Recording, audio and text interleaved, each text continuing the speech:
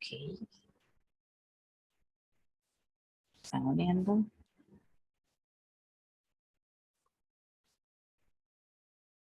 Buenos días a todos. Ahí van apareciendo.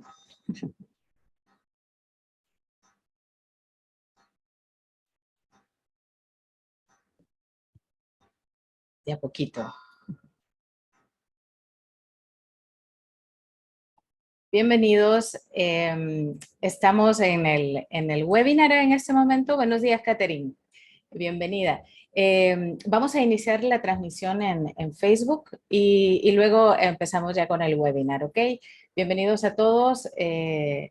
Faustina, Katie, Mario, Rina, Angelino, qué bueno verlo por aquí. Rubén, bienvenido. Sí, Catherine, sí, así es, será grabado. De todos modos, será transmitido en Facebook, pero se está grabando también para que luego se pueda poner en YouTube y lo puedan compartir también con sus compañeros. Buenos días. Bueno, vamos a empezar la transmisión entonces.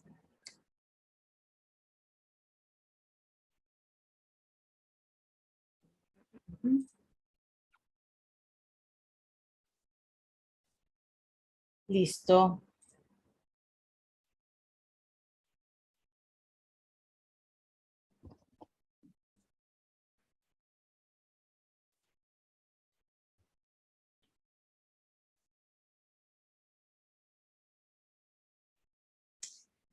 Hola, buenos días a todos los que se han unido aquí al webinar con Marta.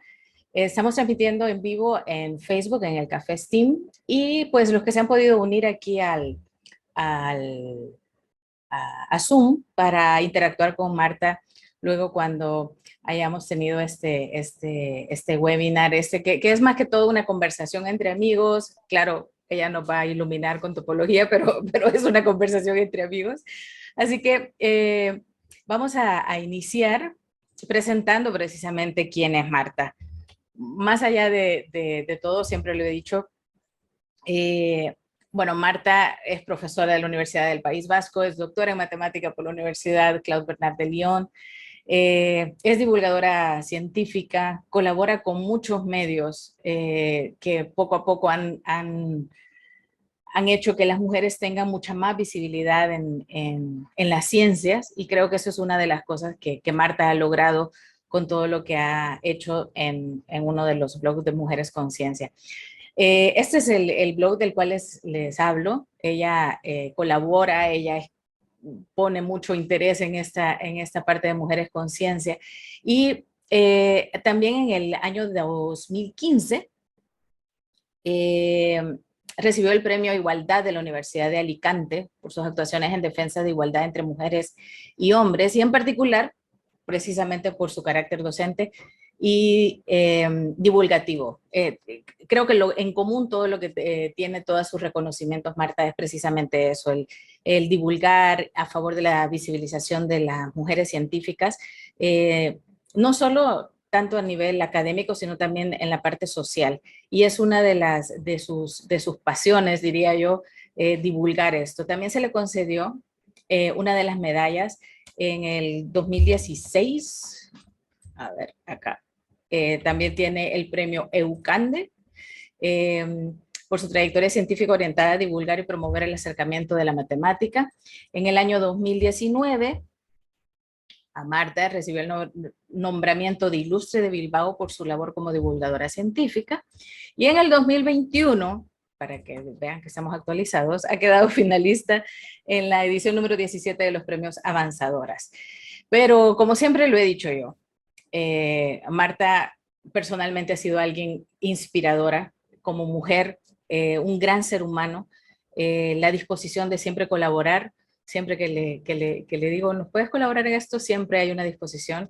Y creo yo que ese es más el reconocimiento que le damos los que siempre acudimos a ella y siempre tenemos esta parte de su forma siempre de estar con nosotros. En esta oportunidad, porque nos ha hablado de muchas cosas, de literatura, de la pasión, de la interrelación entre muchas ciencias, pero en esta oportunidad vamos a hablar sobre la topología, esa ciencia que muchos vemos como algo intocable, como algo totalmente abstracto, pero precisamente por eso hemos querido invitar a Marta para que nos hable un poco sobre este tema y nos haga una relación un poco más amigable y no nos asustemos cuando encontramos la palabra de topología. Quiero decir que la primera acercamiento que tuve yo a topología fue precisamente el libro de Marta, que recuerdo que una de las tantas portadas que tiene es un huevo en la portada. Y cuando yo empecé a leer dije, no, no, no, no, no, esto no, no, no, tengo que estudiarlo más a fondo. Así que vamos a iniciar con tu presentación. Dejo de compartir para que tú puedas compartir también. ¿Listo? Muy bien, pues muchísimas gracias, Claudia, por la invitación y por la presentación. La topología no es fácil, pero bueno, como muchas otras disciplinas seguramente, ¿no? Pero es cierto que, por lo menos por mi experiencia, nuestro alumnado, cuando empieza la asignatura, le cuesta, es abstracta, como tú dices, ese no es un libro de lo que me has hablado, son los apuntes de la asignatura, y claro, si uno lo empieza a leer así, se hace duro, ¿no? Porque hay que trabajar mucho. Pero en mi experiencia, como te digo, de muchísimos años dando clase de esta materia, hay un momento en el que la mayoría de las personas hacen un clic cuando de repente todo empieza a encajar, y es una de las asignaturas favoritas de la mayoría al menos del alumnado que ha pasado por mis manos. Así que yo creo que vale la pena perderle un poquito el miedo y bueno, y estudiarla. Para eso te hemos traído, Marta, para que no te el miedo, así que... No, de cualquier manera, esta charla es muy divulgativa, y se trata de, bueno, de darse cuenta que también estas asignaturas tan teóricas como la topología, ¿no? Que parecería que no tienen aplicaciones de ningún tipo, ¿no? La matemática básica, la ciencia básica, tienen aplicaciones más allá de lo que podemos sospechar. Pero el acercamiento va a ser muy, muy intuitivo y muy, espero que amable. Cuando acabe la charla explicaré por qué he puesto una taza, esto es plastilina, ¿no? Esto es una taza de plastilina que se transforma en una rosquilla, lo explicaré después, y esto debería haber un corazón aquí, ¿verdad? Debería. Pero al final de la charla nos vamos a dar cuenta que da lo mismo, topológicamente da lo mismo, porque este círculo topológicamente es como un corazón. Así que vamos a ello, y voy a empezar con un pequeño juego. Este mapamundi de las matemáticas lo encontré hace unos años en internet. No sé quién es el autor o la autora, y bueno, lo utilizo, y espero que bueno, alguna vez descubra quién es para darle las gracias, ¿no? Este es el mapamundi de las matemáticas, ¿no? En donde voy a ir pasando rápidamente por cosas que igual conocemos mejor, ¿no? Estas son las planicies, las llanuras del análisis, ¿no? Donde se hacen estas cosas que quizás no sean más familiares, pues integrales, derivadas, ese tipo de cosas que estudiamos desde muy principio cuando se estudia matemáticas. Luego está el reino de Probabilistán, ¿no? Donde se estudian el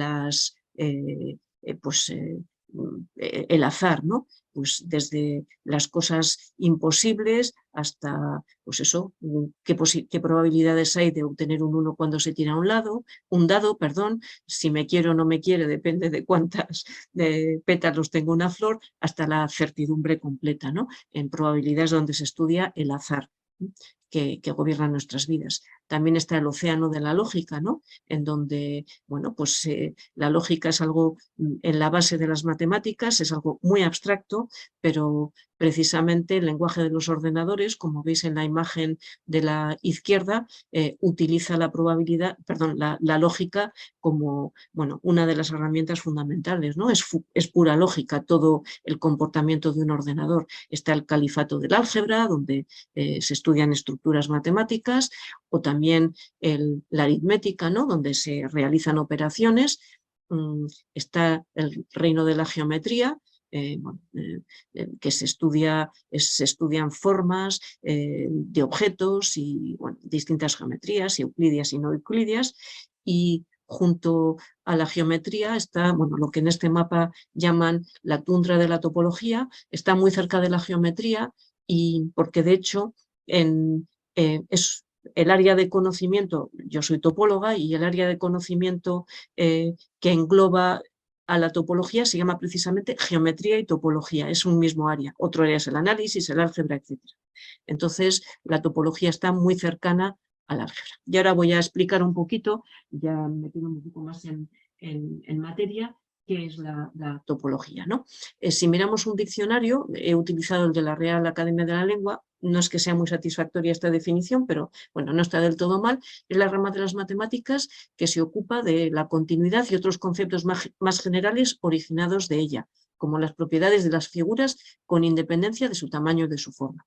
Bueno, a mí me gusta decir que la topología estudia propiedades de los objetos que no varían, esas propiedades que cuando dilatas un cuerpo, lo contraes o lo deformas sin romper nada, es decir, sin que aparezcan nuevos puntos o se hagan coincidir puntos que anteriormente no lo estuvieran, pues ese tipo de propiedades. Son propiedades de tipo cualitativo. Por ejemplo, me gusta ilustrarlo diciendo que estos tres objetos, este balón de ping-pong, el de fútbol y el de rugby, son topológicamente equivalentes. ¿Por qué? Porque la propiedad que tienen estos tres objetos son que son superficies. Bueno, en cuanto lo hacemos en el mundo real, ya el concepto de superficie es un poco distinto, porque esto tienen un poco de anchura, ¿no? Estas superficies, la que rodea, bueno, la que conforma el balón, los tres balones, ¿no?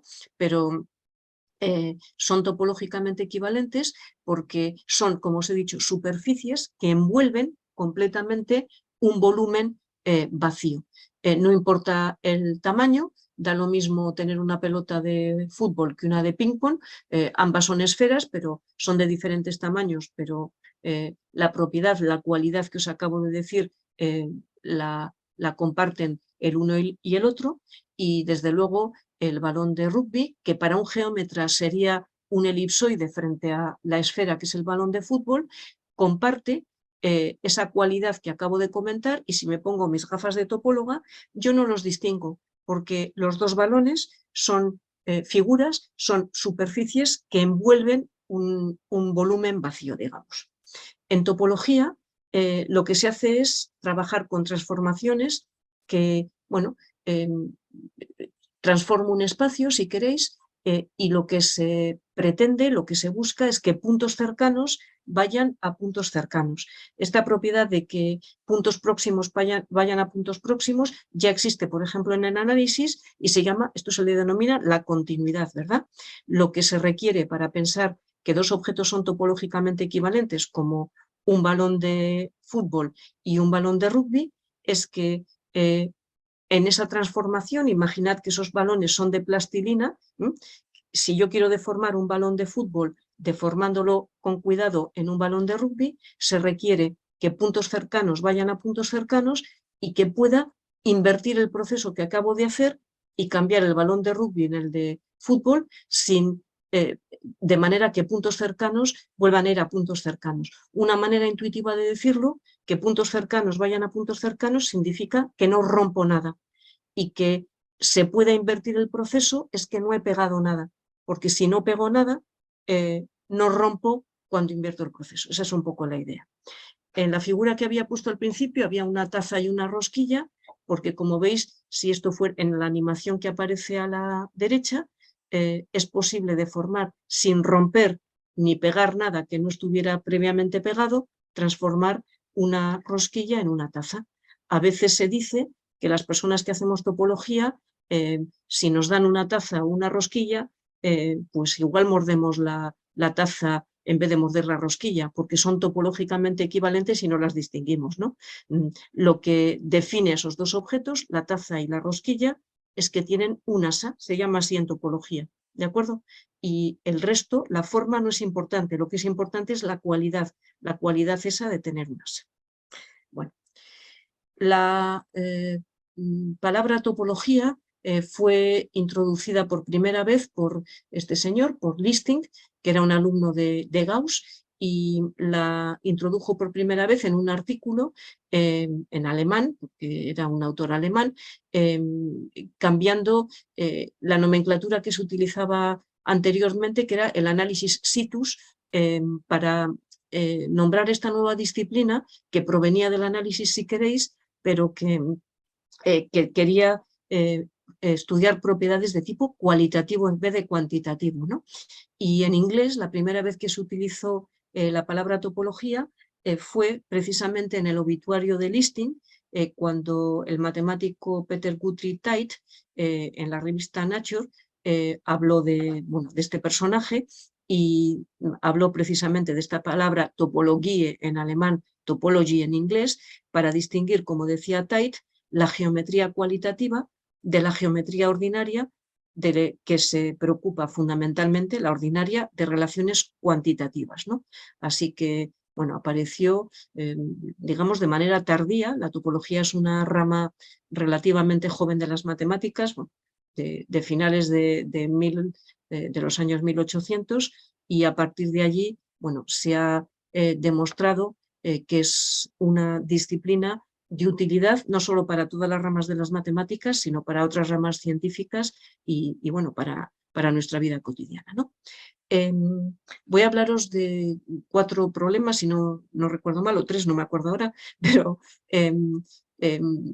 un poco relacionados con la vida cotidiana, para que veáis que hay problemas que, de nuestra vida que en realidad tienen una base topológica y se pueden abordar bueno, utilizando propiedades de tipo topológico, ¿no? De hecho, este primer problema del que os quiero hablar, el de los puentes de Königsberg, de Kaliningrado, se dice a veces que es el origen, seguramente, o el primer problema que se resolvió de manera topológica, ¿no? Es muy fácil de entender y vais a ver cómo se llega de un problema, bueno, casi es un juego, a toda una teoría que hoy en día se utiliza para resolver muchos otros problemas, ¿no? Bueno, pues en el año 1700 los habitantes de Kaliningrado,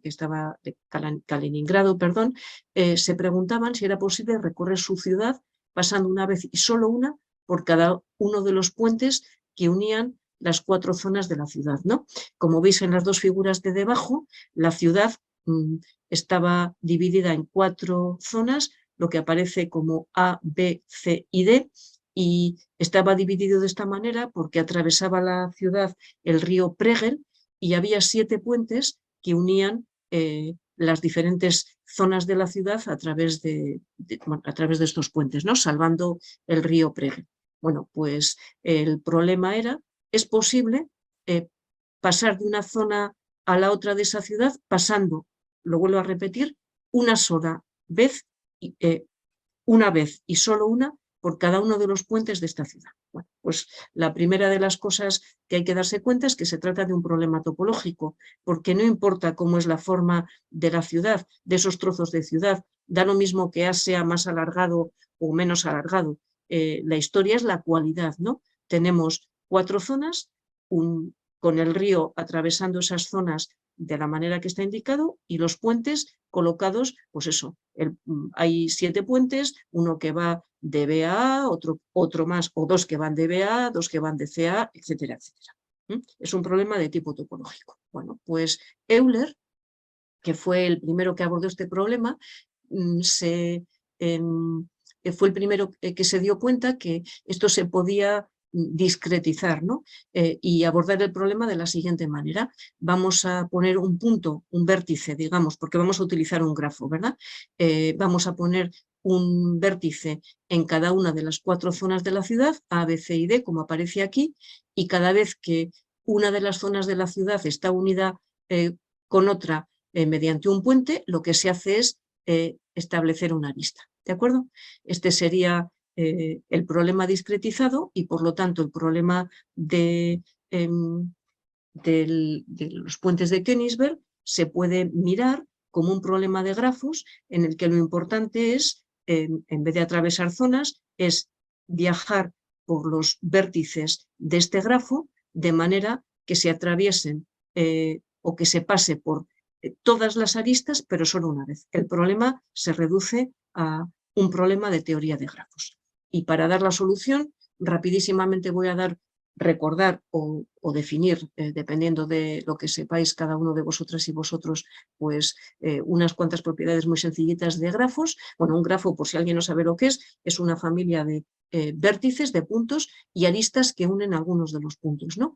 Se dice que es un grafo conexo cuando es de una pieza, lo digo así de una manera así rápida, ¿no?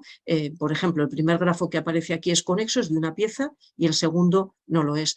¿Qué significa ser de una pieza? Que cada par de vértices están unidos mediante un... Perdón, que es que no veo bien la pantalla, a ver si consigo ocultar esto. Perdonadme un momentito. Bueno, perdón, me voy para atrás. Bueno, ser de una pieza que si... es decir, no quedan vértices que no estén unidos mediante aristas, ¿de acuerdo? No pueden ser de dos piezas de esta manera. Vale, teniendo en cuenta esto, un camino sobre un grafo se llama euleriano si pasa por cada arista exactamente una vez. Es decir, el problema de los puentes de Königsberg tiene que ver precisamente con grafos eulerianos. Por ejemplo, este camino que os voy a decir ahora es un camino euleriano. El que os voy a decir, el que va de 3 a 2, a 1, a 4, a 5 y a 2. He pasado por todas las aristas exactamente una vez, pero he pasado por todas. Un circuito es un camino cerrado, por ejemplo, en el primer grafo que tenemos aquí, el circuito que os voy a decir ahora, 1, 2, 5, 4, 1, es un circuito, un camino cerrado, y el grado de un vértice es el número de aristas que llegan a él, el número de aristas incidentes. Por ejemplo, en el primer grafo, la arista 1 tiene grado 2, la arista 2 tiene grado 3, porque 3 aristas llegan a él, ¿vale? El vértice 3 tiene grado 1, porque solo le llega una arista, ¿de acuerdo? Bueno, pues con toda esta información, el teorema de Euler, Euler resolvió este problema demostrando que existe un circuito euleriano. Os recuerdo que son de esos circuitos en el grafo que que pasa por todas las aristas exactamente una vez. Bueno, pues existe un circuito euleriano en un grafo si y solo si el grafo es conexo, es decir, de una pieza, y cada vértice tiene grado par. Esto es lo que demostró Euler. Así que el problema de los puentes de Königsberg no tiene solución. ¿Por qué?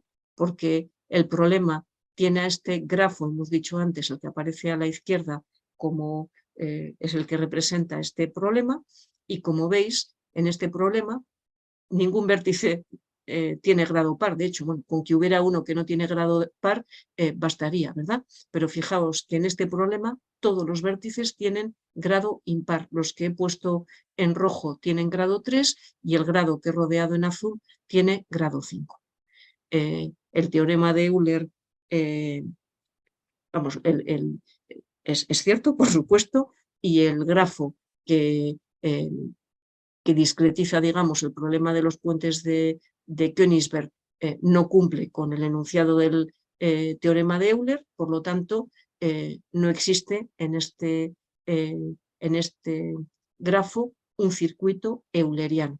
Por lo tanto, insisto, los habitantes de Königsberg no pueden pasar de un lado a otro de la ciudad pasando por cada puente una vez y solo. Bueno, este es el primer problema de teoría topológica de grafos, se llama así, y fijaros que un problema tan inocente pues ha sido capaz o fue capaz en aquel momento de hacer evolucionar de la teoría de grafos y a partir de allí pues dar un teorema como el teorema de Euler. El siguiente ejemplo que os voy a dar también tiene por medio una teoría de grafos y además muchas más cosas alrededor que voy a comentar. Bueno, de nuevo es un problema muy fácil de entender, es casi un juego, de nuevo, surgió prácticamente como un juego, es el teorema de los 4 colores. En el año 1852, Guthrie, que era un científico, era botánico y bueno, le gustaban también las matemáticas bastante y las practicaba. En aquella época los científicos le daban a muchas cosas a la vez, ¿no? Bueno, pues planteó la siguiente conjetura, él era inglés y bueno, en Inglaterra hay muchas comarcas, muchas regiones y están bueno, muy pequeñas y digamos, con las fronteras realizadas de una manera un tanto intrincada a lo mejor, ¿no? Pues hizo la siguiente conjetura. Para colorear cualquier mapa geopolítico plano, como el que aparece a la derecha, suponiendo que cada país está formado por un único trozo, ¿de acuerdo? De tal modo que dos países con frontera común o dos regiones con frontera común sean de distinto color, él decía que basta, es lo que conjeturaba, como máximo 4 colores. ¿Por qué 4? Porque, por ejemplo, para este mapa que he puesto debajo, se necesitan exactamente 4 colores, ¿de acuerdo? Es la única manera en que este mapa, lo he puesto redondo, pero así es más fácil de verlo, que tiene exactamente 4 regiones, necesita exactamente esos 4, porque todas las regiones son fronterizas con todas las demás regiones. Antes de seguir, comentar que, por ejemplo, el dibujo que aparece a la izquierda, esto no se considera una frontera. Si dos regiones se pegan en un punto, estos no son países fronterizos. Para ser fronterizos tienen que ser, ser colindantes a lo largo, digamos, de una curva, ¿no? Y de nuevo es un problema topológico, porque no importa la forma de las regiones, que más da que esa región sea en el mapa de la izquierda, por ejemplo, ¿no? Que tengan la forma que tienen. Son 3 regiones que tienen frontera de la manera que veis, ¿no? La primera tiene frontera con la segunda y con la tercera, con la segunda por arriba y con la tercera por abajo, y la segunda tiene frontera con la primera y con la segunda, y mira, en este caso la última también tiene frontera con la segunda y con la primera, ¿no? Bueno, la forma no importa, sino que lo que importa es la posición relativa, es decir, la cualidad de quién hace frontera con quién. Bueno, este es un problema típico de la dimensión 2, porque fijaros, en dimensión 3, por ejemplo, se necesitan tantos colores como lo complicado que sea el mapa, ¿no? En el ejemplo que veis ahí arriba, este fue un ejemplo dado por Tiche, en dimensión 3, fijaros, hemos numerado en este dibujito o si queréis lo voy a decir mejor, cogemos en este caso es para 5 colores. Si tenemos 5 palitos colocados como veis aquí en la primera figura, y coloco otros 5 palitos en la dirección contraria y pongo estos 5 palitos encima de los otros, ¿no? Y cada número es un país. Fijaros que, pues aquí lo veis debajo, ¿no? El país número 1, el país número 2, el 3, el 4 y el 5.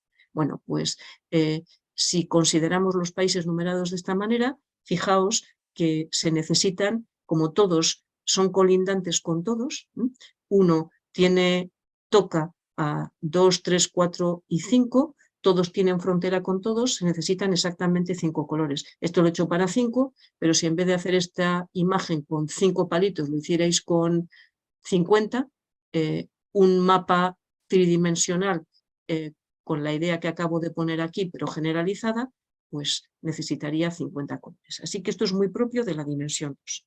Bueno, pues de nuevo, para este problema que parece tan sencillo, pues empezaron a intentar resolverlo muchas personas, ¿no? ¿Cómo? Pues intentando dar un contraejemplo, diciendo, yo me voy a inventar un mapa muy complicado y ya vais a ver cómo voy a encontrar que no se puede pintar con 4 colores. Si lo complico mucho, seguro que necesitan más de 4. Pero la gente empezó a hacer estas cosas y, bueno, pues parece que no encontraban ningún contraejemplo. Cuando no se encuentra rápido un contraejemplo, o que el problema es muy difícil, o que a lo mejor la conjetura es cierta, ¿verdad? Empezaron a entrar en este juego matemáticos muy conocidos, como De Morgan, Hamilton, Webel, Peirce, Cayley, Kempe, en fin, personas bastante conocidas. De hecho, Hamilton, se cuenta la leyenda que era un tanto soberbio y dijo que este problema él lo podía hacer como en 5 minutos, ¿no? Lo que pasa es que no tenía ganas de dedicarse a esa tontería que tanta gente estaba tan preocupada por ella, ¿no? Y parece que en algún momento se puso a intentar solucionarlo y tuvo que reconocer que era incapaz de hacerlo, ¿no? Bueno, pues en este intento de resolverlo, como pasa muchas veces en matemáticas, cada persona que iba entrando en juego iba haciendo una pequeña aportación para intentar simplificar ese problema e intentar pues bueno, hacerlo, matematizarlo más para poder sistematizarlo y resolverlo de una manera más sencilla, ¿no?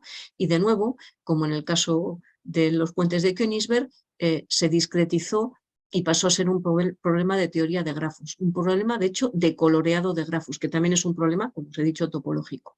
¿Y cómo se hizo? Pues lo que se hizo fue poner un punto, la capital de cada país, de cada región, es decir, un vértice para un grafo que ¿cómo se fabrica? Pues se traza una arista entre dos vértices siempre que compartan frontera, ¿no? Por ejemplo, el rojo que aparece aquí a la izquierda, pues comparte frontera con el azul y con el amarillo, entonces tengo un vértice, perdón, una arista que va del vértice en el rojo al azul y al amarillo, ¿de acuerdo? El amarillo es fronterizo con el azul, por lo tanto trazo otro vértice, etcétera, etcétera.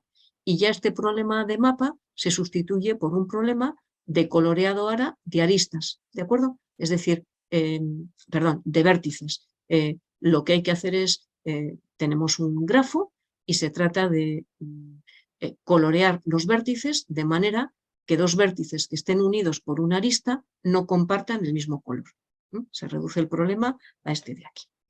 Y bueno, insisto que bueno, se hicieron un montón de avances, se intentó, entró toda la teoría de coloreado de grafos, hay una teoría de coloreado de aristas y otra de coloreado de vértices, esta se refiere al coloreado de vértices, y los ordenadores, como he puesto aquí, entraron en juego. Fijaos que al final, con todas estas reducciones y simplificaciones que fueron aportando muchas personas, el problema de los cuatro colores, la conjetura de los cuatro colores, se reducía a comprobar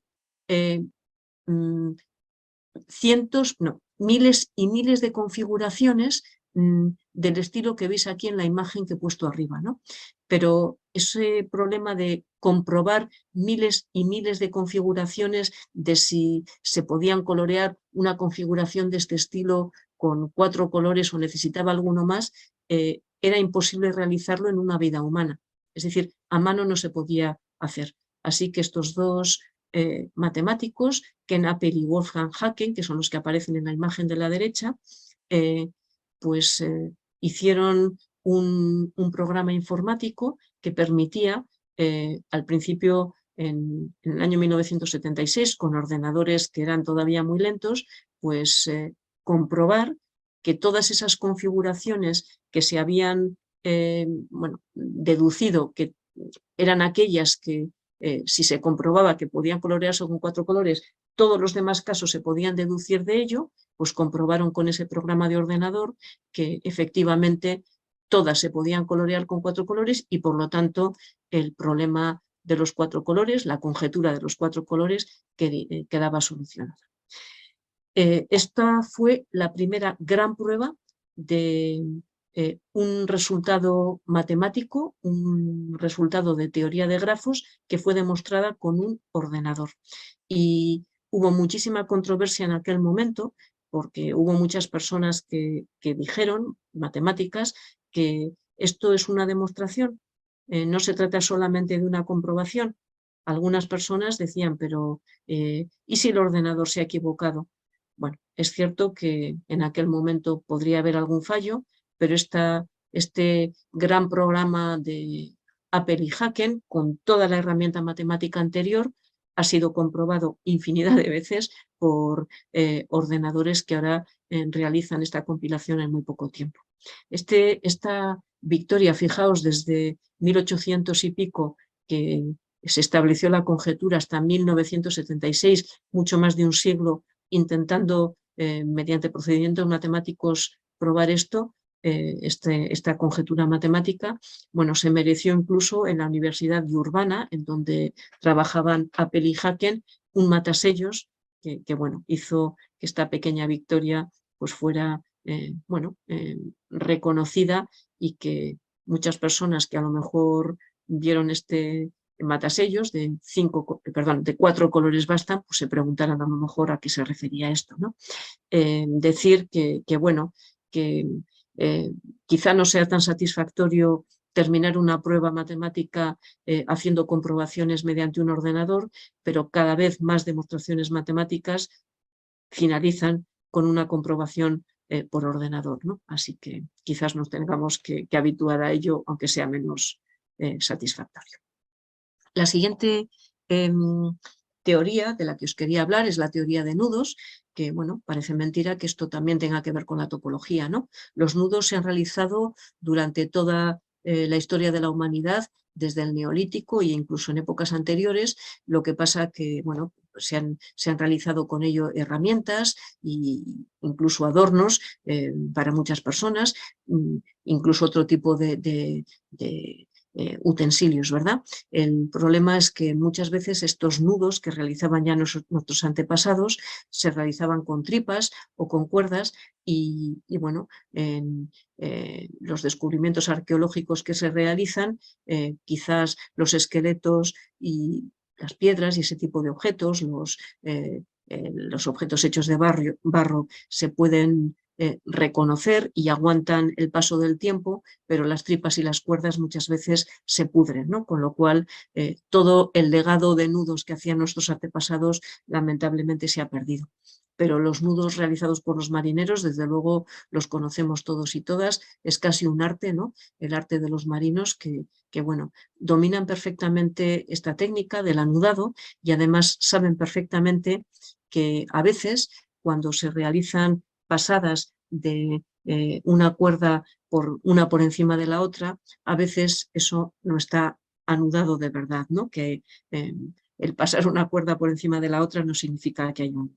Bueno, pues el estudio de la teoría de nudos en matemáticas tiene un pequeño cambio con respecto a un nudo a lo mejor de una cuerda, ¿no? Que se hace un pequeño nudo o varios nudos, o como hacen los marineros que bueno, hacen determinados nudos para poder anclar algo, ¿no? O atar una vela o lo que sea, ¿no? En matemáticas un nudo es una curva que está metida en un espacio de dimensión 3, es una curva cerrada, es decir, no es una cuerda, sino es una cuerda que se ha anudado, ¿de acuerdo? Es decir, que se han identificado las extremidades, se hace una serie de nudos, como lo queráis, y luego se pegan los dos extremos. Esa es una manera de verlo. Es una curva cerrada, insisto, sin autointersecciones, es decir, no se considera que se peguen, es una curva simple, que, bueno, se permite que se hagan deformaciones sin manipulaciones, sin cortes y sin pegar cosas que no estaban pegadas, porque no se permiten las autointersecciones, ¿verdad? Cuando se tiene un nudo, se permite estirarlo, imaginados que fuera como una goma elástica, ¿no? Se permite estirarlo, comprimirlo, pero no se permite romper. En topología recordar que no se permite romper, porque es pasar de un objeto en donde hay puntos cercanos a otro donde al romper hay puntos que los estamos alejando, ¿no? Bueno, pues dos nudos en matemáticas se llaman equivalentes cuando se puede pasar de uno al otro utilizando este tipo de manipulaciones que os he dicho, ¿no? Comprimir, estirar, manipular, pero sin romper nada. Normalmente, cuando se estudian en matemáticas los nudos, lo que se hace es proyectarlos sobre el espacio de dimensión 2, como veis en la figura. Y hay una serie, como veis en la figura de la derecha, hay una manera de intentar ver si una cuerda pasa por encima de la otra, ¿no? Pues como veis, cuando hay una discontinuidad es porque la cuerda no discontinua está pasando por encima de esa parte que está discontinua, ¿no? Y los nudos, esa clasificación de nudos que llamamos, de si un nudo es equivalente a otro, pues se estudian haciendo lo que se llaman, por ejemplo, en este caso, los movimientos de Riemann-Merkel y otras muchas maneras. El estudio de la teoría de nudos, de si son equivalentes o no, es una teoría en la que se transforma ese problema en problemas de tipo algebraico, ¿no? En movimientos que tienen mucho que ver con propiedades de tipo combinatorio. Es una teoría compleja. Paso a la siguiente imagen, en donde lo importante es clasificar los nudos, ¿no? Por ejemplo, esta es una imagen de clasificación de nudos y como veis, pues aquí este es un nudo, el nudo trivial. Hay un nudo trivial, lo podríais hacer de otra manera deformando la cuerda, pero solo hay un nudo trivial, es decir, el nudo cero, sin nudos, una cuerda sin nudos. Este es el que se llama el nudo que aparece después, el 3-1. Solo hay un nudo con con paso de cuerda por encima, una por encima de la otra 3 veces, digámoslo así. Un nudo de tipo 4 solo hay uno, pero luego fijaos, por ejemplo, nudos de tipo 5 hay 2.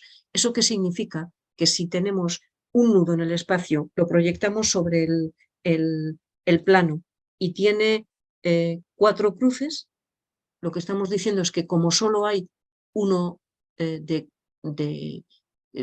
porque está estudiado y está matemáticamente, solo existe uno de tipo 4, digamos, tiene que ser ese. A eso me refiero, ¿de acuerdo? Bueno, los nudos están clasificados, es una teoría complicada y, por ejemplo, se trata de decidir en este nudo verde que aparece a la derecha, si nos lo dieran, reconocerlo en esta tabla de nudos. Hay que contar el número de cruces que hay y irse a la tabla de nudos y decir, bueno, pues este nudo, pues imaginad, no sé cuántos tiene, no soy capaz de contarlos ahora, además voy a perder el tiempo. Imaginad que tiene 9 cruces, no sé si tiene 9, pues los de tipo 9 están aquí clasificados y este nudo de aquí tiene que ser uno de los que aparecen aquí, que son 36 tipos de 9 cruces. Bueno, pues hay con manipulaciones de este tipo, insisto, algebraico o combinatorio, con toda la teoría de nudos que hay, que es, insisto, bastante compleja, se trata de reconocerlo allí. Bueno, podéis pensar, esto parece un simple divertimento matemático, pero esto tiene una utilidad además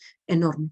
Mirad, por ejemplo, una teoría en la que se usa muchísimo la teoría de nudos es en biología, cuando se estudia el ADN. El ADN, recordar que son, bueno, tiene esa forma helicoidal que todos y todas sabemos, ¿verdad? Pero en muchos, el ADN en muchos momentos son cadenas que están anudadas, ¿no? De una cierta manera, por ejemplo, aquí en la fotografía que veis debajo, y cuando se manipula genéticamente, por ejemplo, el ADN, es muy importante saber cuántas, si este nudo se puede desanudar. Es importante romper a lo mejor una cadena para poder curar una enfermedad o lo que sea. Se necesita saber cómo se puede desanudar ese nudo, ¿no? Y para ello, por ejemplo, en esta fotografía se necesita saber de qué tipo es este nudo. Bueno, pues el nudo que corresponde a esta fotografía del ADN es el que aparece aquí a la derecha y sabiendo qué tipo de nudo es, se puede utilizar la biología para averiguar de la manera más económica, más sencilla, que se pierda menos energía o del tipo biológico que sea, averiguar cuál es la mejor manera de desanudar ese nudo, ¿no? Por ejemplo, aquí en este artículo que veis aquí, es un artículo de una revista de química biológica, pues estos son las que aparecen arriba más en gris, son las imágenes, fotografías de una topoisomerasa de esta bacteria, de la Escherichia coli, y lo que hacen aquí es bueno, sacar la fotografía, digamos, la actualizan mejor con las líneas mejor definidas, identifican el nudo al que pertenece en el listado de teoría de nudos que os he indicado al principio y sabiendo cuántos cruces tiene, qué tipo de nudo es, utilizan un sistema determinado para desanudar o hacer lo que tengan que hacer de manera ya de tipo químico para que aquella bacteria pues sea atacada por esa topoisomerasa de la manera correspondiente. Así que esto realmente es útil. Y quiero acabar ya con una, bueno, esto ya es un poco más divulgativo, hablando de la banda de Möbius, que también parece un simple divertimento, pero es una figura geométrica que, bueno, que es de gran utilidad no solo en matemáticos, sino también en otros ámbitos. Las propiedades topológicas de esta banda de Möbius, que ahora os voy a recordar qué es, las descubrieron simultáneamente y de manera independiente Listing, el creador de la palabra topología, y Ferdinand Möbius. Ha pasado a la historia como la banda de Möbius, porque Möbius era, como suele pasar, una persona mucho más reconocida en ese momento como matemático en su país, y como pasa siempre, los poderosos se quedan con los nombres y con el reconocimiento, ¿verdad? Bueno, la banda de Möbius no la inventaron ellos, lo que hicieron fue estudiar las propiedades topológicas. La banda de Möbius se conocía desde siempre, por ejemplo, fijaros en este Ouroboros de la época alejandrina, esto ya es una banda de Möbius, la serpiente que se muerde la cola con ese retorcido especial que hay allí. Esto se leía como el todo es uno, ¿no? El círculo materializado en el animal del eterno retorno. En realidad es una banda de Möbius. La banda de Möbius simboliza la naturaleza cíclica de muchos procesos, la eternidad, el infinito. Yo no estoy del todo de acuerdo con eso como topóloga, a mí me parece que es otra cosa, pero es, digamos, la manera popular de verlo y ya está. Me refiero, topológicamente no es esto, pero es parte de la cultura alrededor de la banda de Möbius. Entonces, rápidamente, por si alguien no sabe lo que es una banda de Möbius, la defino. Si tomáis una tira de papel y pegáis los dos extremos más pequeños, tal y como aparecen en la figura, el objeto que tenéis es un cilindro. Un cilindro no es topológicamente equivalente a una banda de papel. ¿Por qué? Porque cuando yo cojo la banda de papel, estoy identificando, estoy pegando con cola topológica los dos extremos. Si quisiera volver desde el cilindro a la banda de papel, tendría que romper, y romper está prohibido. Eso significa que no son topológicamente equivalentes. No puedo deformar el uno del otro. ¿De acuerdo? Bueno, si cuando tengo una tira de papel, antes de pegar los dos extremos pequeños, hago un semigiro de 180 grados, el objeto que se obtiene es la banda de Möbius. Lo repito por si acaso, tengo mi tira de papel, si pego, como veis, los dos lados pequeños tal y como vienen enfrentados, como veis allí, obtengo un cilindro, y si hago un semigiro identificando el 1 con el 0, como veis allí, y el 0 con el 1, es decir, hago ese semigiro, tengo la banda de Möbius. La banda de Möbius tiene dos propiedades que quiero comentar, por lo que viene después, que son especialmente relevantes, ¿no? Que la primera de ellas es que solo tiene una cara. Fijaros que un cilindro, si imagináis un cilindro, tiene la cara exterior y la cara interior. Sin embargo, la banda de Möbius solo tiene una cara. ¿Cómo se ve esto? Pues tomáis, como en la figura, un papel, marcáis un puntito y lo que hacéis es recorrer con un bolígrafo, con un rotulador, alrededor de esa banda de Möbius que he llamado sin levantar el bolígrafo hasta que volvéis al punto original. Cuando lo hacéis, os lo prometo, todo está pintado. Eso significa, si no habéis levantado el bolígrafo, que este objeto solo tiene una cara. ¿De acuerdo? Eso significa también que el cilindro y la banda de Möbius no son topológicamente equivalentes, porque ahora no puedo demostrarlo, por supuesto, pero una propiedad, tener una o dos caras es, digamos, una propiedad topológica, ¿de acuerdo? Bien, y otra de las propiedades que tiene la banda de Möbius es que es no orientable. Esto, bueno, dicho de una manera un poco coloquial, para que se entienda bien, fijaros, si parto de la banda de papel y la pego en forma de cilindro y he colocado previamente unas flechas, como veis allí, cuando lo pego en forma de cilindro, las flechas están todas para arriba, ¿verdad? Pero si hago el semigiro y lo giro en forma de la banda de Möbius, obviamente, como veis abajo, las flechas cambian de orientación. Podéis decir, ¿cómo no? Si has dado una semivuelta. Bueno, esta propiedad que la enuncio de esta manera, un geómetra hablaría de campos de vectores que cambian de orientación, pero en topología, en realidad, esta propiedad se habla de que la banda de Möbius es per se no orientable, por esta propiedad intuitivamente que acabamos de ver, y cualquier cosa no orientable, cualquier objeto no orientable, lo es porque tiene contenida, tiene embebida, tiene contenida dentro una banda de Möbius. Pero quedaros con la idea de la flecha, por favor. Bueno, la banda de Möbius no solamente es un objeto que he definido de esta manera para que se entienda rápidamente, bueno, hay muchas cosas alrededor de ella, pero se utiliza y se utiliza mucho. Por ejemplo, hay patentes de Möbius. En el año 1923, este señor, Lee de Forest, obtuvo una patente para una película, esto era para filmar películas, para una cinta magnetofónica, perdón, para una película de Möbius, porque fijaros, la primera sería una película cilíndrica y la segunda es una de Möbius. ¿Qué es lo importante de la banda de Möbius? Que solo tiene una cara, ¿de acuerdo? Lo hemos dicho, y por lo tanto sobre esta cinta magnetofónica, la segunda, que solo tiene una cara, se podría grabar el doble. Esta de aquí es otra patente, es una transportadora de material caliente. La patente está a la izquierda y hay una fotografía de cómo se utilizaba en una mina en el año que lo utilizaron, ¿no? Es una, no sé en qué año sería, pues un poco posterior a este año que aparece la patente. Pues fijaos, aquí lo que se trata es de sacar de la mina materiales calientes, pues yo que sé, piedras o material de fundición, lo que fuera, se colocaba sobre esta tira y iba corriendo hasta que se caía fuera de la mina, ¿no? Pues con estas tiras está colocada de manera de Möbius, es decir, con ese semigiro de 180 grados, esa tira se utilizaban, voy a decirlo mal, las dos caras, solo tiene una, pero fijaros que si se hubiera colocado de manera cilíndrica, el material va siempre por una de las caras del cilindro, por la cara exterior, y la cara interior quedaría inutilizada, ¿no? Con lo cual este material se infrautiliza.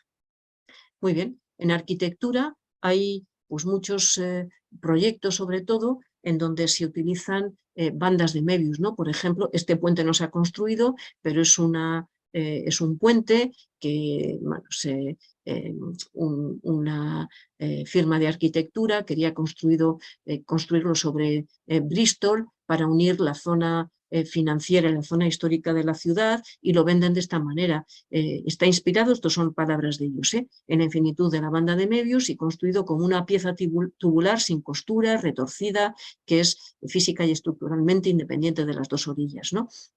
Este es el concepto que se utiliza muchas veces como la banda de Möbius, que bueno, solo tiene una cara y pues une dos zonas diferenciadas de la ciudad, ¿no? En esta especie de metáfora. Esto es un proyecto también de un templo budista, ¿no? Donde, como veis, no sé si se ha construido, pues el estudio arquitectónico que quería vender su proyecto, pues lo vende como una banda de Möbius y también como una idea, ¿no? De la unión del cuerpo y del alma mediante este objeto que solo tiene pues una cara. En diseño se usan muchísimo las bandas de Möbius, por ejemplo, esta mesa que tiene las patas de Möbius, ¿no? La parte de las patas en forma de banda de Möbius, o este diseño de sofá que tiene forma de banda de Möbius, pues para enamorarse, ligar, hablar. Uno se sienta en un lado, el otro se sienta en el otro, en fin, y así uno se enamora con esta forma de banda de Möbius. Estos son unos zapatos, unas sandalias de Möbius, con este diseño de un arquitecto y un zapatero. Kollax es arquitecto, pues como veis unas bonitas sandalias, en donde es de Möbius, porque la suela, si lo miráis con un poco de cuidado, la parte donde se pone el pie, gira, y luego es la suela del zapato, ¿no? O este anillo de Möbius, en donde hay un retorcido de 180 grados y dicen que son los mejores para matrimonios duraderos, porque como solo tienen un lado, pues es el símbolo de la unidad, ¿no? O estos diseños también de coches, ¿no? Con este diseño de Möbius en todas sus partes, que da como un dinamismo especial. O en arte también se utiliza. Max Bill, que es un conocido escultor, realizó montones de esculturas de este tipo. Esta está en granito. La dificultad que tiene que tener esta escultura es enorme. También las hacía de cobre y de otro tipo de metales. Pero él las tituló como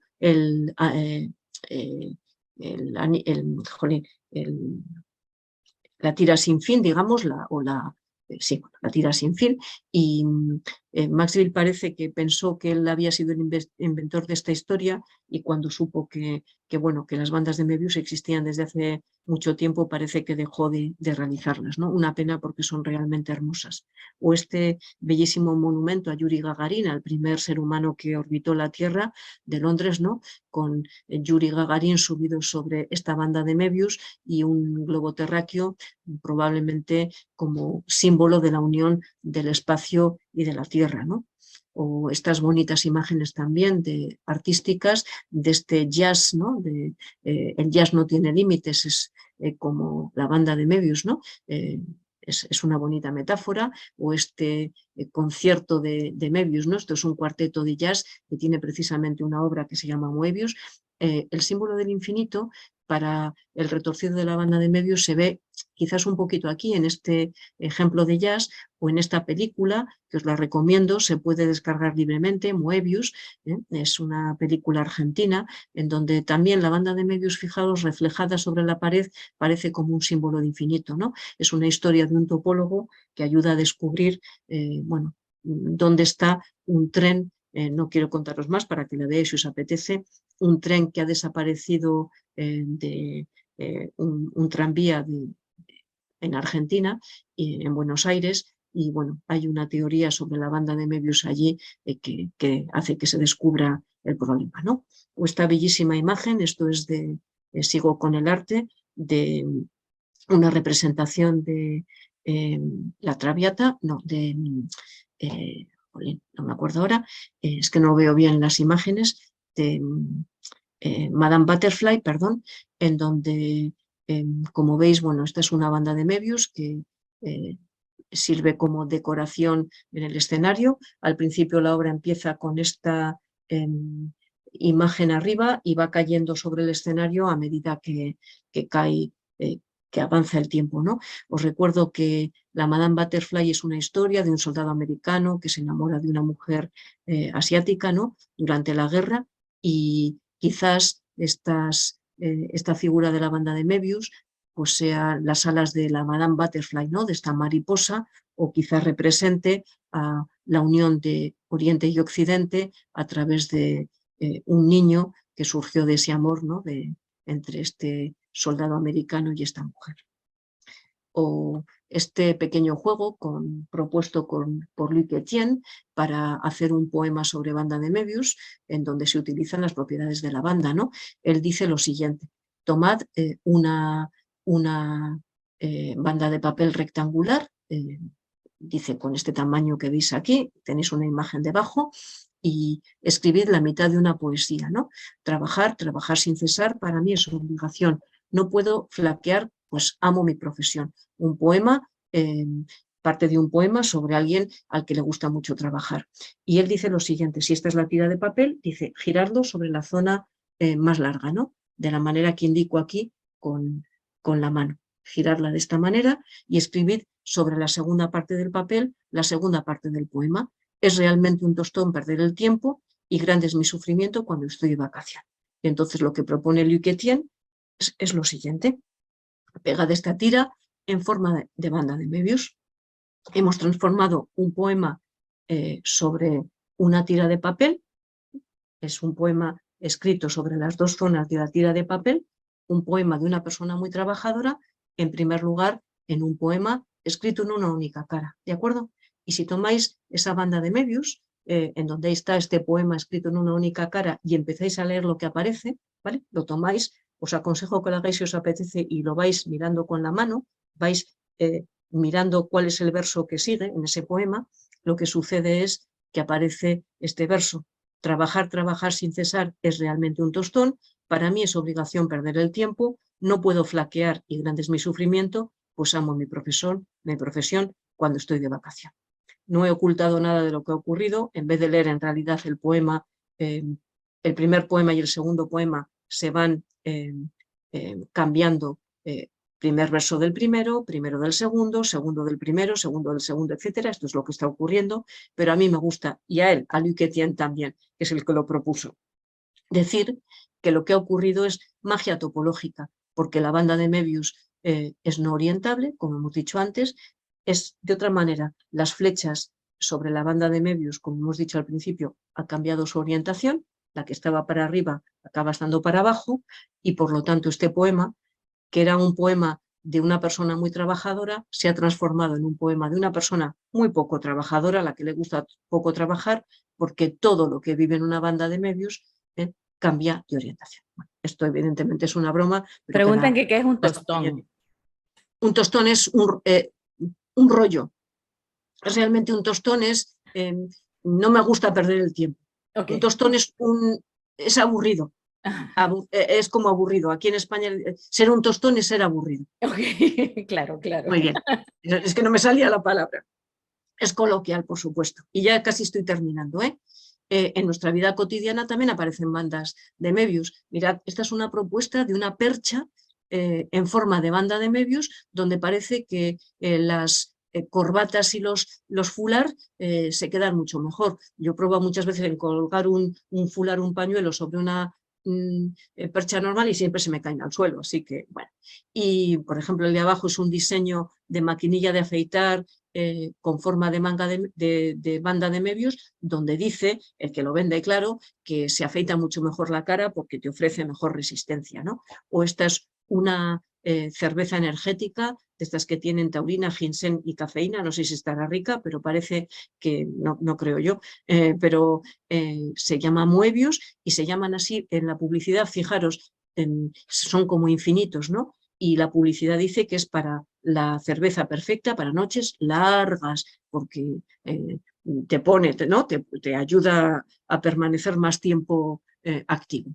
O, por ejemplo, este es una con bufanda de Möbius. Yo tengo una de estas, aquí las venden, también la puedes hacer de lana, aquí que hace a veces frío, ¿no? En invierno, pues te haces tu bufanda, te haces una tira de lana, ¿no? Y en vez de pegarla de forma cilíndrica, pues lo que puedes hacer es, le das la semivuelta y hay. Y de verdad que cuando te la colocas, como aparece esta mujer, te envuelve el cuello mucho mejor que una cilíndrica, muchísimo mejor. Aquí las usamos. Así que hay muchas bandas de Möbius en nuestra vida. O por supuesto es una broma esto que voy a poner aquí, pero si vas de viaje y a quién no le han perdido alguna vez una maleta, ¿verdad? Pues es mejor tener un calzoncillo de Möbius, un slip de Möbius, porque como solo tiene una cara, pues lo que tienes que ir a hacer es moviendo un poquito el slip pues para usarlo por la única cara que tiene, ¿no? O fijaros, esta es, no sé si la conocéis allí, pero Tuve que sentir el micrófono porque me estoy muriendo de la risa. Sí.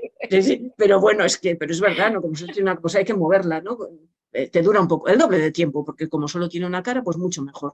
O el Caixanova es una caja de ahorros, un banco aquí de española, y tiene el símbolo. Hay muchas cajas de ahorros que tienen la banda de Möbius, no sé por qué es, da un poco de miedo, ¿verdad? Porque parece, solo tiene una cara, igual es porque se quedan con tu dinero y no te lo devuelven nunca, no sé, eso ya no lo sé. Y luego hay muchísimos, parece mentira lo que es la publicidad, ¿verdad? Pero hay muchos sitios de contacto. Esto es un sitio de contactos para que encuentres a tu pareja ideal, ¿no? Que utilizan la banda de Möbius. De nuevo, como en ese sofá para enamorar y enamorarte y sentarte y tal, todas estas cosas, porque como solo tiene una cara, es la unión perfecta, ¿no? Encuentras a tu pareja ideal y la banda de Möbius te une, ¿no? Y luego hay una banda de Möbius en nuestras vidas muy cercana, que es el símbolo del reciclaje, que fue creado por Gary Anderson en el año 1970. Bueno, pues estas tres flechas que se unen por este proceso de transformación, ¿no? Reutilizar, reciclar, etcétera, y no me acuerdo cuál es la última, está puesto aquí, ¿no? No me acuerdo ahora. Bueno, pues estas tres flechas que se persiguen para el símbolo del reciclaje, ¿no? Pues es una banda de Möbius. Claro, no están unidas, pero si los unís en la dirección de las flechas, es una banda de Möbius. Teníamos una banda de Möbius en nuestras vidas sin saberlo, ¿no? Y si tenéis por allí, aquí yo no he visto en casi ningún sitio, pero de estos agrocombustibles, yo aquí no los he visto. Habrá algún sitio donde lo utilicen, pues los agrocombustibles en las gasolineras, estos que se fabrican con maíz y estas cosas, pues tienen este símbolo de banda de Möbius, de nuevo con el objetivo de hablar del reciclaje y de la reutilización. Bueno, así que espero que os quede una idea así, aunque sea muy, en fin, muy sencillita de lo que es la topología, y ahora vuelvo a la imagen del principio, ya termino con esto, y bueno, la primera imagen es esa taza transformada en una rosquilla, ¿no? Porque con esa plastilina, bueno, porque no hemos roto nada, sino sencillamente hemos ido deformando. Esta la he hecho yo, además, me costó mucho. Utilizo mucha plastilina porque soy un poco torpe, ya tengo muchos años. De pequeña lo hacía, pero bueno, la transformación de esa taza en esa rosquilla esa base de formar, pero sin pegar nada, os lo prometo. Y claro, esto es, efectivamente me gusta la topología. ¿Por qué? Porque una circunferencia, un círculo y un corazón son topológicamente equivalentes. ¿Por qué? Solo hay que coger ese círculo y, si fuera de plastilina, ir deformándolo un poquito para obtener ese corazón, ¿no? Así que espero de verdad que os guste, bueno, que esto sea el principio de un gran amor por la topología y bueno, que luego hay que estudiar, ¿no? Y Sí, es eso le iba a teórica, decir. ¿no? Pero dejo de compartir, ¿eh? Hay que darle, pero bueno, primero hay que tener ganas y luego necesita, como todo lo que es satisfactorio en esta vida, un poco, bueno, o mucho de esfuerzo. Pero después del esfuerzo, cuando empiezan a encajar las cosas, de verdad que la topología es realmente hermosa y sirve de verdad para un montón de cosas. Hay muchas teorías cosmológicas que utilizan la topología de una manera, es decir, en física teórica se utiliza muchísimo, en nuestro cosmos está explicado por la topología, seguro, y otras muchas cosas, en la química, en biología, en matemáticas, en fin, en un montón de lugares. Sí, a mí me decían, pero ¿qué tiene que ver topología con Café Steam, verdad? Pero creo que lo has dicho tan bien, que es como la relación que hay entre la topología y todas las demás ciencias. Mencionaste tecnología, mencionaste arquitectura, arte, mencionaste química, biología, física, y yo creo que esa era con eso teníamos justo lo que acabas de decir al final, la relación que tiene la topología y que quizás simplemente no nos damos cuenta. Eh, no sé, si hay preguntas, le pueden hacer, te mandan saludos desde Argentina, en México, que yo sé que hay algunos, y la mayoría son salvadoreños, estoy más que convencida de eso, por esa habilidad que tendremos que desarrollar sobre topología, mis queridos compañeros de la UES que estoy convencida que están ahí viendo, pero si hay alguna pregunta, que tengan, con mucho gusto se la hago llegar aquí a Marta. Me preguntaban acá, dice, topológicamente, ¿qué es la banda de Moebius para ti, Marta? La banda de Möbius, ¿qué es topológicamente? Claro, es que una cosa es el objeto que yo he hablado del objeto real. Ajá. Ese porque fijaos que si vosotros cogéis una tira de papel, si yo pienso en un rectángulo matemático, no tiene dos lados. No sé si me explico. Cuando hablamos de un plano en matemáticas, un plano no tiene dos lados. Un plano es un objeto de dimensión 2. Entonces, en realidad, cuando yo he hablado he hablado de la realización geométrica de un objeto matemático. Una cosa, mira, además también estas cosas es importante a veces repasarlas porque se nos olvida. Una cosa es el objeto matemático, que es un objeto abstracto, y luego, claro, de lo que yo he hablado en realidad, porque yo os he hablado de una tira de papel, os he dado la definición, he hecho un poco de trampa. Yo en no, he hecho trampa, no, o sea, lo tengo que hacer así. Y lo cuento así rápidamente, pero si yo defino en el aula lo que es una banda de Möbius, yo digo que es un espacio cociente. Un cociente es pegar, es lo de pegar. ¿Y cómo lo digo? Pues que tomo un cuadrado, 0,1 por 0,1, y lo que hago es identificar dos lados haciendo precisamente ese giro que os he dicho, pero no lo hago físicamente. Yo os lo he mostrado en la parte física, porque esto es una charla de divulgación, ¿no? Claro. Pero si yo lo defino en el aula, no hablo de lados. No puedo hablar de lados porque no tiene dos lados. Hablo de que para mí es un espacio cociente. Es decir, lo definiría de esa manera, cojo un cuadrado y pego dos extremos enfrentados, haciendo ese semigiro, digámoslo de esa manera, ¿vale? Identificando, dando la vuelta, y todas las propiedades, es decir, eso es la banda de Möbius, eso es topológicamente. Y lo que hacemos en clase es como comprobar qué propiedades tiene. La banda de Möbius es no orientable, los geómetras lo leen de una manera, es que fijaos además la riqueza de mirar las cosas desde diferentes puntos de vista, incluso en matemáticas, ¿no? Porque para mí, ella per se es no orientable. Cualquier cosa no orientable es porque contiene una banda de Möbius, pero un geómetra no lo ve así. Un geómetra lo ve porque si coloca, por ejemplo, un campo de vectores, pongamos, hay un momento en el que hay un cambio de orientación. ¿Vale? La orientación, los geómetras la ven con cartas locales, y ven otro tipo de cosas. Pero para mí, lo no orientable es tener embebido, llamamos en topología, es decir, bien metido, sin tocar cosas que antes no lo eran, pues eso es para mí una banda de medios, esa definición que os acabo de dar. Y el resto son ver propiedades sobre ella. Muy bien, muy bien, muy bien. A ver, nos saluden desde Zarzuela, Cuenca, España, Amparo Saiz, Luis Hernández desde Chile, Wilson y Zulma de la UES. Muchas felicidades, doctora Marta, excelente conferencia, soy Guille de México. ¿Podemos relacionar el uso de foros de discusión con la teoría de grafos? ¿Y qué libro de teoría de grafos me recomendaría? Guillermina. Yo no soy especialista en teoría de grafos, pero es cierto que la teoría de grafos, que hay uno que se llama Wilson, me parece que es muy conocido, pero claro, igual es muy viejito. No soy especialista, lo siento, eso tendrías que preguntarle a alguien que esté más habituado, porque además, claro, una cosa es la teoría topológica de grafos, que es lo que yo conozco un poco, porque yo en realidad no lo utilizo tanto.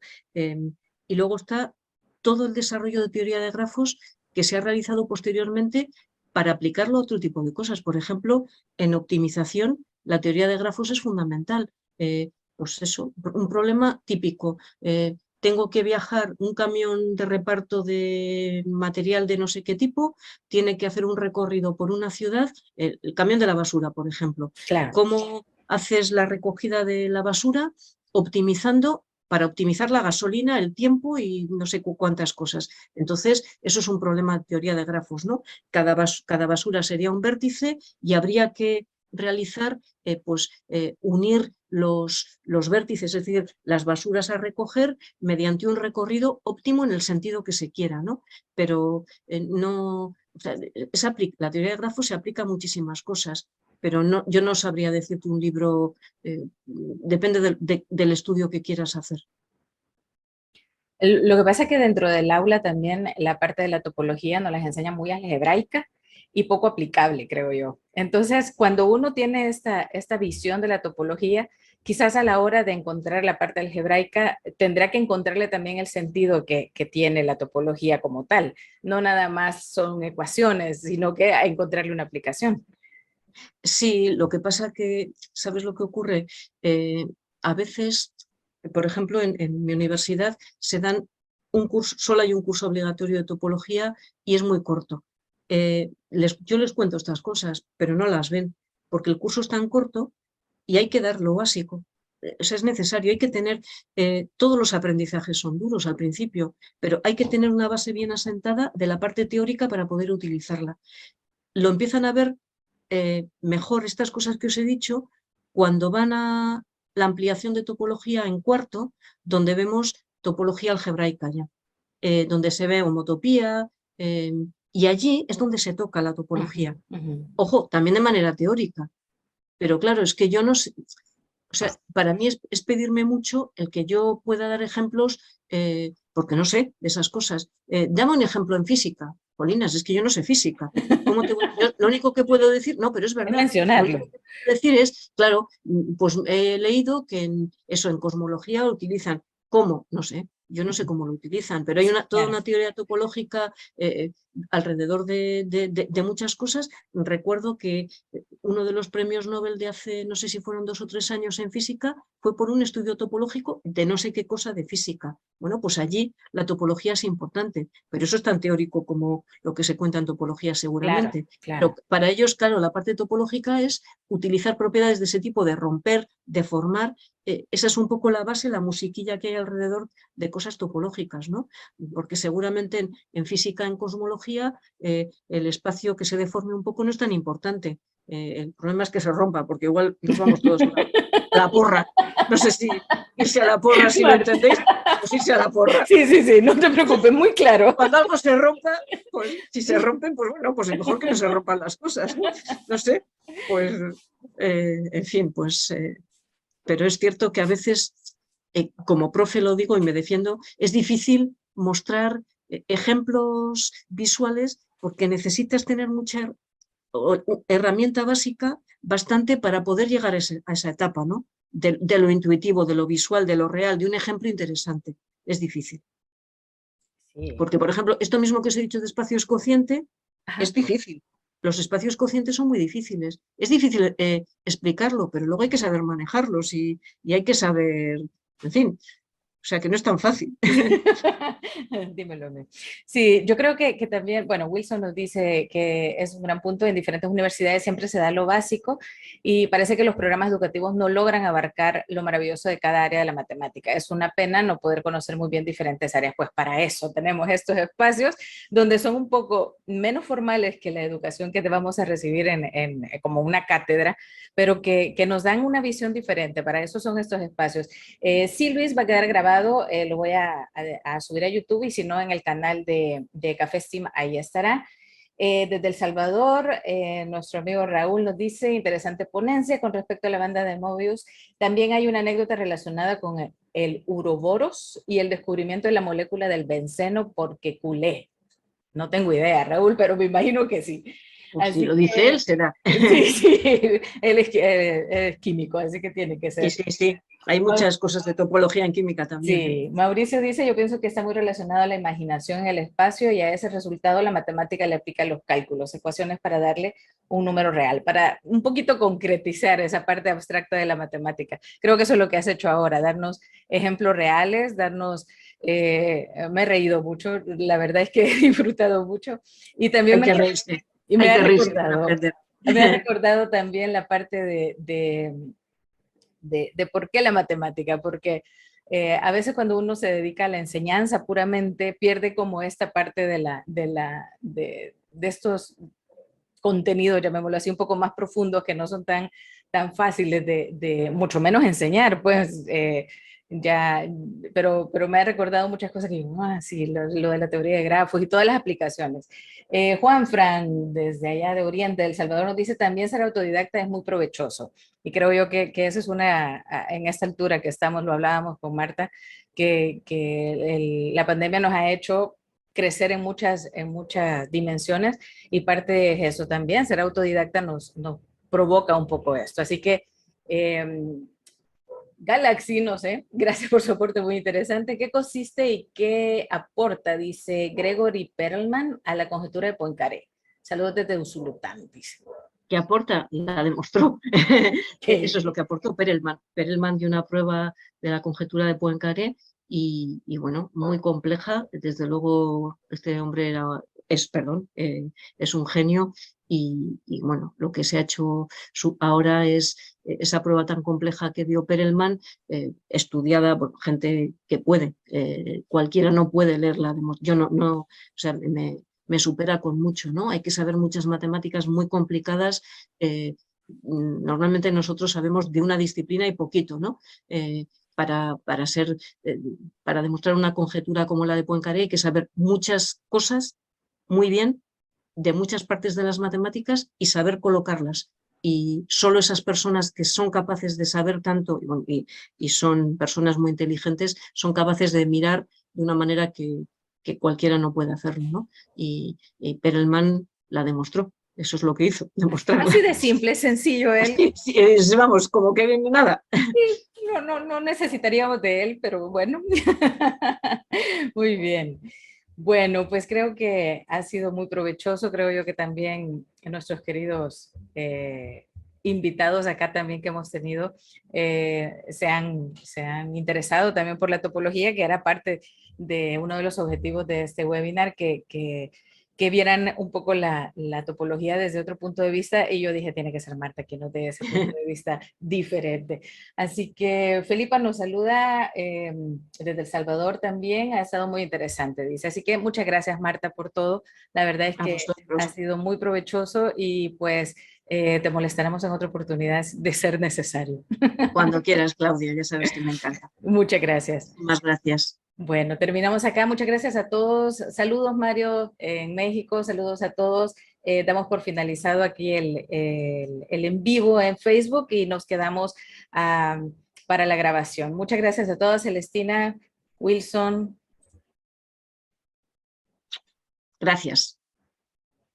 Ok, muchas gracias, Marta. Pues cuídate mucho y estamos pendientes. Muy bien, muchísimas gracias. Un abrazo. Cuídate. Un abrazo, Marta.